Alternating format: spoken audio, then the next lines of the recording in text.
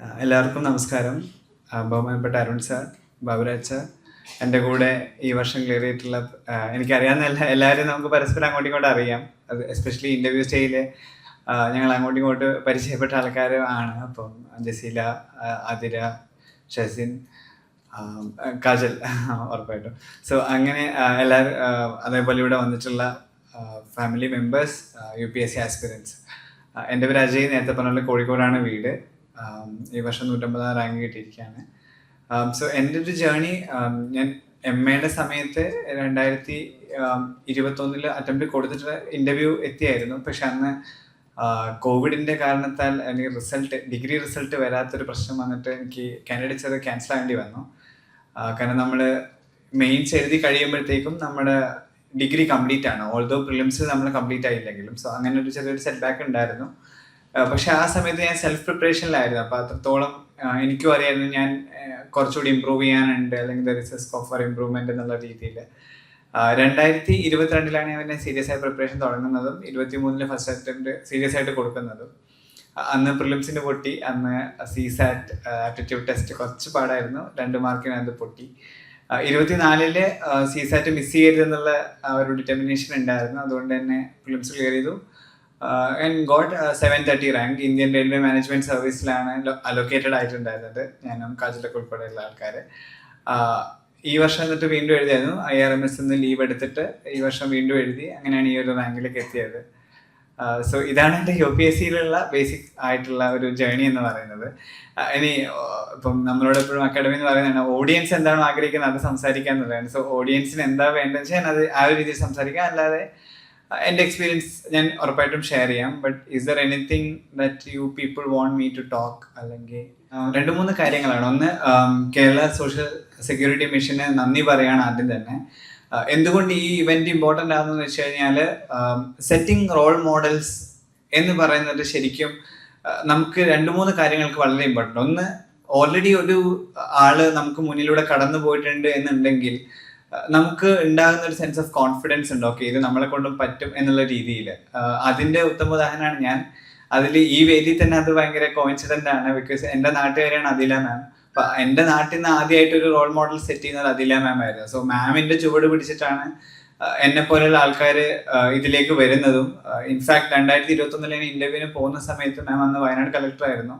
മാം എന്നെ പ്രത്യേകം അങ്ങോട്ട് വിളിച്ചിട്ട്, കാരണം മാം ഈ ഒരു പ്രോസസ്സായിട്ട് കുറെ വർഷങ്ങളായിട്ട് ഔട്ട് ഓഫ് ടച്ച് ആയതുകൊണ്ട് തന്നെ അവിടുത്തെ യങ് ഓഫീസേഴ്സായിട്ട് എന്നെ ഇന്ററാക്ട് ചെയ്യിപ്പിക്കണം എന്ന് പറഞ്ഞിട്ട് മാമിന്റെ വീട്ടിൽ നിർത്തിയിട്ട് ഇപ്പോഴത്തെ എറണാകുളം കളക്ടറായിട്ടുള്ള പ്രിയങ്ക മാമിന്റെ അടുത്തും, അന്ന് മാം അവിടെ DDC ആയിരുന്നു, അതേപോലെ അവിടുത്തെ ASP ആയിട്ടുള്ള സാറിന്റെ അടുത്തും എന്നെ പോയി ഇന്ററാക്ട് ചെയ്ത് എങ്ങനെയാണ് ഒരു ഗ്രൗണ്ടഡ് ആയിട്ടുള്ള ആൻസേഴ്സ് പറയേണ്ടത് എന്നുള്ള രീതിയിൽ എന്നെ സപ്പോർട്ട് ചെയ്തിട്ടുള്ള ഒരു മാമാണ് അദില മാം. മാം ഇല്ലെങ്കിലും ഇതൊരു കോയിൻസിഡൻസ് ആയിട്ട് എനിക്ക് തോന്നുന്നു. ഞാൻ പറയാൻ ഉദ്ദേശിച്ചിട്ടാണ്, റോൾ മോഡലുകൾ ഉണ്ടായിരിക്കുക. ഇപ്പോൾ ഒരു അജയും ഒരു ആതിര അല്ലെങ്കിൽ ഒരു ജസീലയും കാജലും ഷസിനും ഒരുപാട് ആൾക്കാർക്ക് വീണ്ടും എനർജിയും അല്ലെങ്കിൽ മോട്ടിവേഷനും ആകുന്നത് മാത്രമല്ല, മറിച്ച് അവരെ കൊണ്ടാകും എങ്കിൽ വൈ നോട്ട് മീ എന്നുള്ള ഒരു സെൻസ് ഓഫ് കോൺഫിഡൻസ് നമുക്ക് ഉണ്ടാക്കും എന്നുള്ളതാണ്. രണ്ടാമത്തെ ഫാക്ടർ എന്ന് പറയുന്നത്, ഇപ്പം കഥകൾ പറയുക എന്നുള്ളത് ഇമ്പോർട്ടൻ്റ് ആകുന്നത്. ഇപ്പം ഞാൻ ഗ്രേറ്റ് താങ്ക്സ് ടു മാളവിക ചേച്ചി. കഴിഞ്ഞ വർഷം സർവീസിൽ കയറിയിട്ടുള്ള മാളവിക ചേച്ചി, കേരള IAS ഓഫീസറുടെ അദ്ദേഹം വരികയാണ് ഈ വർഷം. അപ്പം മാളവിക ചേച്ചിയുടെ സ്റ്റോറി എല്ലാവർക്കും അറിയാം. അതായത് ഡെലിവറി കഴിഞ്ഞ് 14 ദിവസം കഴിഞ്ഞിട്ട് മെയിൻസ് എഴുതുന്നത്. സിവിൽ സർവീസ് ആസ്പിറൻസിന് അറിയാം how painful to write mains examination. കാരണം രാവിലെയും ഉണ്ട് പരീക്ഷ, ഉച്ചയ്ക്കും ഉണ്ട് പരീക്ഷ. കൈ അത്രയും ഫാസ്റ്റ് ആയിട്ടും തോട്ട് പ്രോസസ് അത്രയും ഫാസ്റ്റ് ആയിട്ട് എഴുതേണ്ട പരീക്ഷയാണ്. അപ്പം കഴിഞ്ഞ തവണ 730 റാങ്ക് കിട്ടിയപ്പോൾ ഞാൻ ഒട്ടും സാറ്റിസ്ഫൈഡ് ആയിരുന്നില്ല റിസൾട്ടിൽ. Because I thought I deserved a better rank. അങ്ങനെയുള്ള ഒരു സമയത്ത് വീണ്ടും ഈ പരീക്ഷ എഴുതണമല്ലോ എന്നുള്ള മെന്റൽ ബ്ലോക്കിൽ ഇരിക്കുന്ന സമയത്താണ് I was in conversation with an IRS officer. Kathryn ആണ് മാമിന്റെ പേര്. സോ മാമിന്റെ ജൂനിയർ ആയിരുന്നു ഈ മാളവിക ചേച്ചി. അപ്പം മാളവിക ചേച്ചി IRSലായിരുന്നു മുമ്പ്. സോ എന്നോട് പറഞ്ഞു, അജയ്, മാളവിക ഇൻവെസ്റ്റിഗേഷൻ വിങ്ങിലായിട്ടും ഈ ഡെലിവറിയുടെ എല്ലാ പ്രഷർ ഉണ്ടായിട്ടും if she could do this, show your metal Ajay എന്ന് പറഞ്ഞിട്ട് മാം എനിക്ക് ഒരു ടെക്സ്റ്റ് മെസ്സേജ് അയക്കുകയായിരുന്നു. സോ ആ ഒരൊറ്റ മെസ്സേജ് പുറത്ത് ഇത്തവണ വീണ്ടും എഴുതാനുള്ള ഒരു മെന്റൽ സ്ട്രെങ്ത്തിലേക്ക് എത്തിയതും പിന്നെ അതിനു വേണ്ടി പണിയെടുക്കാന്നുള്ള പരിപാടിയിൽ തുടങ്ങിയതും. സോ ഇതുകൊണ്ട് തന്നെയാണ് എനിക്കൊന്ന് സ്റ്റോറി പറയാ അല്ലെങ്കിൽ കഥകൾ പറയാ എന്നുള്ളത് വളരെ ഇമ്പോർട്ടൻ്റ് ആണ്. അപ്പം ഇത്രയും ആസ്പിരന്റ് കമ്മ്യൂണിറ്റീസിനെ വിളിച്ചിട്ട് നമ്മൾ 5 പേരെയും ഫെലിസിറ്റേറ്റ് ചെയ്ത്, ഞങ്ങൾ 5 പേർക്ക് വേണ്ടി മാത്രമല്ല, മറിച്ച് നിങ്ങൾക്കാണെങ്കിലും ഇതുപോലുള്ള കഥകൾ അല്ലെങ്കിൽ ഇതുപോലുള്ള ഇൻഡിവിജ്വൽസ് ഇതുപോലുള്ള അവരുടേതായിട്ടുള്ള journey will be something that help you to kind of ഒരു ഓക്കെ എന്തുകൊണ്ട് എനിക്കും ശ്രമിച്ചുകൂടാ, അല്ലെങ്കിൽ ഓക്കെ ഇവർക്കൊക്കെ ഇത്രയൊക്കെ പറ്റിയിട്ടുണ്ടെങ്കിൽ okay let me also give it a try എന്നുള്ള രീതിയിൽ. സോ അതിന് കേരള സോഷ്യൽ സെക്യൂരിറ്റി മിഷന് ഞാൻ നന്ദി അറിയിക്കുകയാണ്. കാരണം അവർ ഇതിൻ്റെ പിന്നാലെ കുറേ ഓടിയിട്ടുണ്ട്. കാരണം പലരുടെയും ഡേറ്റുകൾ അങ്ങോട്ടും ഇങ്ങോട്ടും ഒക്കണില്ല, പക്ഷെ എല്ലാവരും ഒരുമിച്ച് കൊണ്ടുവരണം എന്നുള്ളത് കൊണ്ട് തന്നെ. സോ ഇതാണ് എനിക്ക് ആദ്യം പറയാനുള്ളത്. പിന്നെ എവിടെയാണ് ഞാൻ മനസ്സിലാക്കുന്ന ഒരു കാര്യം, ഇപ്പം I think I should also talk about disability എന്നൊരു ആംഗിളിൽ നമ്മൾ ആദ്യം ഇപ്പം ഇവിടെ കുറേ ആസ്പിരന്റ് കമ്മ്യൂണിറ്റീസ് ഉള്ളതുകൊണ്ടും അത് സംസാരിക്കണമെന്ന് എനിക്ക് തോന്നുകയാണ്. സോ നമ്മൾ ആദ്യം ഡിസബിലിറ്റിനെ അഡ്രസ്സ് ചെയ്യുമ്പോഴുള്ളൊരു ഫസ്റ്റ് എനിക്ക് തോന്നിയിട്ടുള്ളത് കോൺഷ്യസ്നെസ് ആയിരിക്കുക എന്നുള്ള, അവയർനെസ് ഉണ്ടായിരിക്കുക എന്നുള്ളതാണ്. എന്താണ് ഡിസബിലിറ്റി, അല്ലെങ്കിൽ എന്തുകൊണ്ട് നമ്മൾ അതിനെ ഡിസബിലിറ്റി എന്ന് വിളിക്കുന്നു, why not we call it as a differently abled, അങ്ങനെയൊക്കെയുള്ള കുറേ ഡിസ്കഷൻസ് നടക്കുന്നുണ്ടാവും. അതിൽ ആദ്യമേ ഉള്ളതെന്ന് വെച്ചാൽ ഡിസബിലിറ്റി നമ്മൾ യൂസ് ചെയ്യുന്നത് ബിക്കോസ് ആ സൊസൈറ്റിയുടെ മേലെയാണ് അതിൻ്റെ റെസ്പോൺസിബിലിറ്റി. ഒരാൾ ഡിസേബിൾ ആകുന്നത് സൊസൈറ്റിയുടെ കണ്ടീഷൻസ് കൊണ്ടാണ്. ഇപ്പം റാമ്പ് ഇല്ലാതെ വരുമ്പോഴാണ് ഒരു വീൽ ചെയറിലുള്ള ആൾക്ക് അയാൾ ഡിസേബിൾ ആണ്, അല്ലെങ്കിൽ ആ റാമ്പിൽ കൂടെ അയാൾക്ക് കയറി വരാൻ പറ്റും. സോ ഇതുപോലെ ഈ ഒരു അവയർനെസ് ഉണ്ടായിരിക്കുക എന്നുള്ളതാണ്. അത് don't call people as differently able. കാരണം ഇപ്പൊ ഇവിടെ ഇരിക്കുന്ന 5 പേർക്കും എക്സ്ട്രാ ഓർഡിനറി ആയിട്ടുള്ള അല്ലെങ്കിൽ ഡിഫറെൻ്റ്ലി ആയിട്ടുള്ള എല്ലാ സ്കില്ലും ഉണ്ടെന്നല്ല ഞാൻ വിചാരിക്കുന്നത്. മറിച്ച് എല്ലാവർക്കും ഉള്ള അവരും പരീക്ഷ എഴുതി, നമ്മുടെ സ്ട്രൈവിന്റെ സപ്പോർട്ടോടെ പരീക്ഷ എഴുതി. ഇപ്പൊ ഷെസിൻ ഒരു സപ്പോർട്ടിങ് ഡിവൈസ് യൂസ് ചെയ്യുന്നു, ഞാനും സപ്പോർട്ടിങ് ആയിട്ടുള്ള ഡിവൈസ് യൂസ് ചെയ്യുന്നു whenever I want to read a thing അല്ലെങ്കിൽ whenever I want to write a thing.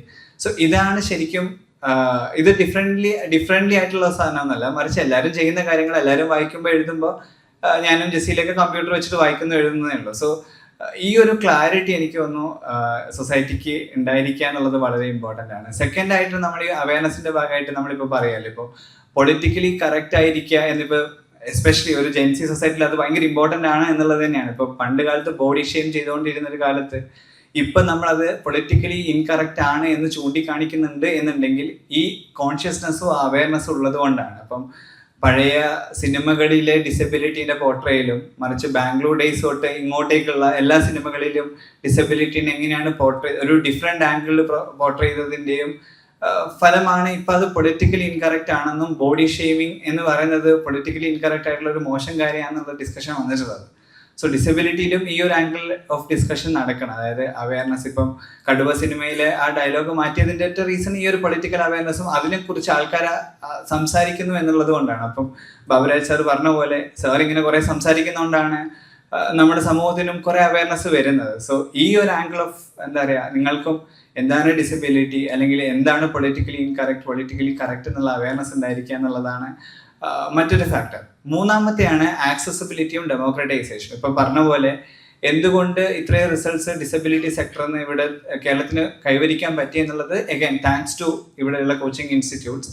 കാരണം എല്ലാ ഇൻസ്റ്റിറ്റ്യൂട്ടുകളും one or the other way accessible ആകുന്നു എന്നുള്ളതാണ്. അതായത് PDF മെറ്റീരിയൽസ് കൊടുക്കുന്നു, ഇത് നോർമലി എല്ലാ കാൻഡിഡേറ്റിനും കൊടുക്കുന്ന പോലെയുള്ള സപ്പോർട്ട് സിസ്റ്റം ഡിസബിലിറ്റിയിൽ വരുന്ന കാൻഡിഡേറ്റ്സിനും കൊടുക്കുന്നു, അതിനുവേണ്ടി സാധനങ്ങൾ അവർ സെറ്റ് ചെയ്യുന്നു.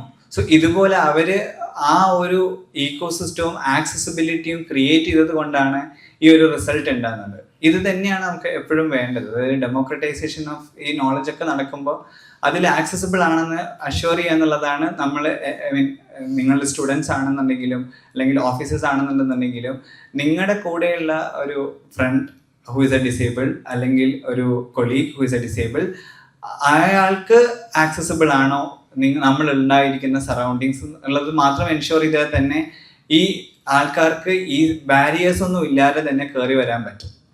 സോ ഈ ഒരു പെർസ്പെക്റ്റീവ് ഉണ്ട്. അതായത് നമ്മളിരിക്കുന്ന സ്പേസ് ആക്സസിബിൾ ആണോ, അവർക്കും വലിയ ബാരിയേഴ്സ് ഇല്ലാതെ ഈ ഒരു സ്പേസ് ഓക്യുപ്പൈ ചെയ്യാൻ പറ്റുന്നുണ്ടോ എന്നുള്ളത് നമ്മൾ ഉറപ്പുവരുത്തിയാൽ തന്നെ കുറേ ആക്സസിബിലിറ്റി നടക്കും. ഈ ആക്സസിബിലിറ്റി ഉണ്ടാകുമ്പോഴാണ് പെർസ്പെക്റ്റീവ്സ് വളരുന്നത്. ഇപ്പം നമ്മൾ വൾണറബിലിറ്റി ഡിസ്കസ് ചെയ്യുമ്പോൾ സ്ത്രീകളെ പറ്റി പറയും. അപ്പോൾ സ്ത്രീകളോട് ഇൻട്രാക്ട് ചെയ്താൽ മാത്രമേ അവർ അനുഭവിക്കുന്ന പ്രശ്നങ്ങൾ മനസ്സിലാക്കാൻ പറ്റുള്ളൂ. അതേപോലെ ഡിസബിലിറ്റിയിലും നമ്മൾ when you go and interact a person with disability അല്ലെങ്കിൽ അവരൊരു ടൈം സ്പെൻഡ് ചെയ്യുമ്പോൾ automatically you understand okay what it means to be a disable, എന്താണ് ആക്സസിബിലിറ്റി ആംഗിൾ അവർക്ക് വേണ്ടി ചെയ്യാൻ പറ്റുന്നതെന്നുള്ളത്.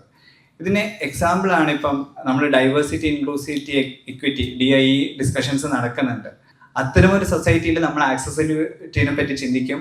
അത് ആക്സസിബിൾ ആകുന്ന ഒരു മൊമെന്റിൽ എഡ്യൂക്കേഷൻ ആയിക്കോട്ടെ അല്ലെങ്കിൽ കരിയർ ഓപ്പർച്യൂണിറ്റീസ് ആയിക്കോട്ടെ ഡെമോക്രറ്റൈസ് ചെയ്യപ്പെടും, ജനാധിപത്യവൽക്കരിക്കപ്പെടും. സാധാരണക്കാരനും ഒരു ബാരിയർ ഉള്ളത് ആക്സസ് ചെയ്യാൻ പറ്റും.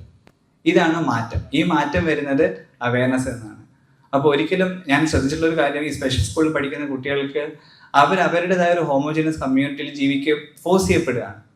കാരണം അവർക്ക് ആ ഒരു എക്സ്പോഷർ കിട്ടാത്തത് കൊണ്ട് തന്നെ.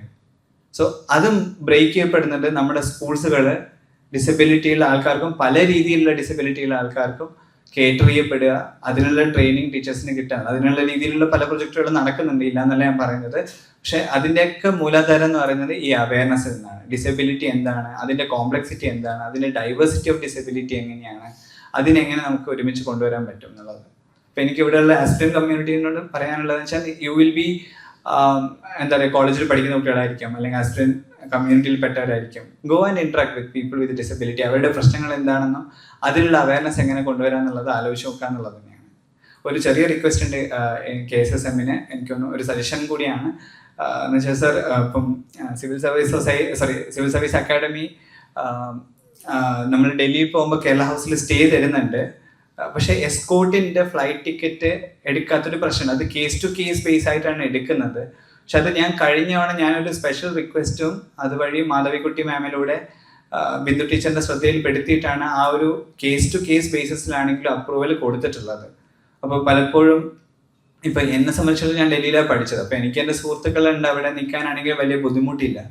പക്ഷേ സിവിൽ സർവീസ് അക്കാഡമിയായിട്ട് കൊളാബറേറ്റ് ചെയ്തിട്ട് അറ്റ്ലീസ്റ്റ് കാൻഡിഡേറ്റിനുള്ള fund civil service academy provide ചെയ്യും. പക്ഷെ എസ്കോർട്ടിനുള്ള ആ ഒരു 20,000 എമൗണ്ട് അത് കേരള സോഷ്യൽ സെക്യൂരിറ്റി മിഷന് ഓഫർ ചെയ്യാൻ പറ്റുകയാണെന്നുണ്ടെങ്കിൽ കുറേയും കൂടി അത് ഹെൽപ്ഫുൾ ആയിരിക്കും. ഒരു എസ്പെഷ്യലി കേരളത്തിൽ നിന്ന് മാത്രം ഇത് ഡൽഹിയിൽ പോവാത്ത ഡിസബിലിറ്റി അനുഭവിക്കുന്ന ഒരു കുട്ടിക്ക് അത് ഭയങ്കര ഹെൽപ്ഫുൾ ആയിരിക്കും എന്നുള്ള ശ്രദ്ധയും സാർ. പിന്നെ അതേപോലെ 5 ദിവസമാണ് കേരള ഹൗസിൽ താമസിക്കാൻ പറ്റുന്നത്. അപ്പം ആ 5 ദിവസം കഴിഞ്ഞ് അറ്റ്ലീസ്റ്റ് ഡിസബിലിറ്റി ഉള്ള കുട്ടികൾക്ക് എക്സ്റ്റെൻഡ് ചെയ്ത് കൊടുക്കാനുള്ള ഒരു പ്രൊവിഷൻ അല്ല എന്നുണ്ടെങ്കിൽ, ഇപ്പൊ കഴിഞ്ഞ തവണ നമ്മുടെ കൂടെ ഉണ്ടായിരുന്ന ഒരു വിഷ്വലി ചാലഞ്ചൊരു ചേട്ടൻ ഉണ്ടായിരുന്നു, ആളുടെ വൈഫുമാണ് വന്നത്. അപ്പൊ 5 ദിവസം കഴിഞ്ഞ് അവരോട് ഇറങ്ങാൻ പറഞ്ഞു. എന്നിട്ട് പിന്നെ ത്രിപുര കേഡറിലുള്ള സജാദ് സാറിനെ വിളിച്ചിട്ടാണ്, എൻ്റെ സീനിയർ ബെഞ്ചോ എന്ന് പറഞ്ഞ IAS ഓഫീസർ ഉണ്ട്, പുള്ളി വഴി നമ്മൾ സജാദ് സാറിനെ വിളിച്ചിട്ടാണ് അന്ന് ത്രിപുര ഹൗസിൽ അവർക്ക് സ്റ്റേ സെറ്റ് ചെയ്ത് കൊടുത്തത്. അല്ലെങ്കിൽ കാരണം അവർ ഡൽഹിയിൽ ഫസ്റ്റ് ടൈം ആയിരുന്നു, വൈഫ് ഉള്ളതുകൊണ്ട് തന്നെ ഏതെങ്കിലും ഒരു സ്ഥലത്ത് പോയി താമസിക്കാൻ പറ്റില്ല, സെക്യൂരിറ്റി സേഫ്റ്റി റീസൺസ് ഉള്ള കാരണം. സോ അങ്ങനെ ഇപ്പം അരുൺ സാറിന് കരൺ സാറിൻ്റെ ബാച്ച്മേറ്റ്സ് ഉണ്ടാവും. അപ്പോൾ 5 ദിവസത്തെ ആ ഒരു ക്യാപ്പിൽ 5 ദിവസം ക്യാപ്പ് തീരാണ്. നമുക്ക് സ്പെഷ്യൽ മെഡിക്കൽ ടെസ്റ്റ് ഉള്ളതുകൊണ്ട് തന്നെ ചിലപ്പോൾ എക്സ്റ്റെൻഡ് ചെയ്യപ്പെടും ഈ മെഡിക്കൽ ടെസ്റ്റുകൾ. അപ്പം അങ്ങനെ ഒരു എക്സ്റ്റെൻഡ് ചെയ്യപ്പെടുന്ന സമയത്ത് 5 ദിവസം കൂടുതൽ കഴിയുമ്പോൾ അറ്റ്ലീസ്റ്റ് ഇപ്പോൾ കേരള ഹൗസ് കിട്ടിയില്ലെങ്കിൽ പോലും മറ്റ് ചില ഹൗസുകളിൽ അറ്റ്ലീസ്റ്റ് ആ ഒരു 2-3 ദിവസം അവർക്ക് സ്റ്റേ ചെയ്യാനുള്ള അവസരം ഒരുക്കുകയാണെന്നുണ്ടെങ്കിൽ കുറച്ചുകൂടി ബെറ്റർ ആയിരിക്കും എന്നുള്ളൊരു സജഷനും കൂടെ ഉണ്ട്. സോ ഇത്രയാണ് എനിക്ക് ഇനിഷ്യലി സംസാരിക്കാനുള്ളത്. കാഴ്ചപ്പാടുകൾ മാറട്ടെ, ആക്സസിബിലിറ്റി വരട്ടെ. ആക്സസിബിൾ ആവുന്നതിനനുസരിച്ച് ഡെമോക്രറ്റൈസേഷൻ അതിൻ്റെ സ്വാഭാവിക റിസൾട്ടായിട്ട് വരും. സോ ഈ ഒരു കാഴ്ചപ്പാട് കൊടുക്കുക എന്നുള്ളതാണ് ഇമ്പോർട്ടൻറ്റ്. കാരണം ഞാനൊരു കോളേജിൽ പഠിപ്പിച്ചിട്ട് അധ്യാപകനാണ്. എൻ്റെ കുട്ടികൾ എന്നെ കൂടെ ഇൻട്രാക്ട് ചെയ്തതിൻ്റെ മാറ്റം അനുഭവിച്ചിട്ടുള്ള ഒരാളും കൂടിയാണ് ഞാൻ. സോ അതുകൊണ്ട് ഇത് പറയുക എന്നുള്ളത് ഇമ്പോർട്ടൻ്റ് ആണ്. ബാക്കി നമുക്ക് ഇൻട്രാക്റ്റീവ് സെഷനിൽ എടുക്കാം. Sorry four giving A long talk. പക്ഷേ ഇത് സംസാരിക്കണം എന്നുള്ളത് കൊണ്ടാണ് I thought I will address this. Thank you.